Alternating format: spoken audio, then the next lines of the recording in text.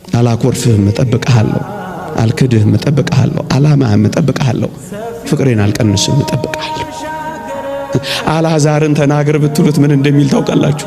ግድ የለም ጌታ ሆይ 4 ቀን ከሆነኝ በኋላ የሆነ እንደሆነ ምጠቅመው ግድ የለም፣ ስታመም አትምጣ ቅር፣ እየፈረስኩም ቢሆን ምን አረጋለሁ? በሞት የበሉት እየፈረስኩም ቢሆን እጠብቅሃለሁ። ምክንያቱም እኔ መቼ እንደምጠቅም የምታውቀው አንተ ስለሆንክ እየፈረስኩ እጠብቅሃለሁ። ፈረስኩኝ እኮ አበቃሁኝ አለሁ እኮ አትበሉ። ግድ የለም ጥቂት የምትዘገየው የዘላለም ጥያቄ ልትመልስልኝ ከሆነ ጌታ ሆይ አሁን አትምጣ ቅር፣ መቃብር ስገባ እጠብቅሃለሁ ዛና በሉት። መቃብር ላይ ቀጠሩት እንጂ ወገኖቼ። እና ማርታን እንንገራት፣ ምን ብለን እንንገራት? አንተ ኖረ ቢሆን ኖሮ እያልሽ አትሚው እንበላት ማርታ። እና ምን እንበላት? ማርታ ሆይ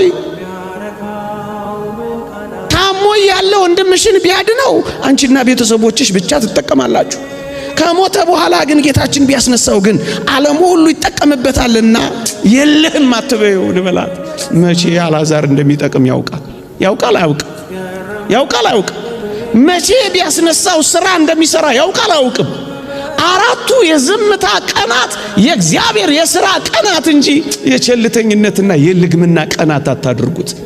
መቼ እንደሚያድናችሁ፣ መቼ እንደሚመልስላችሁ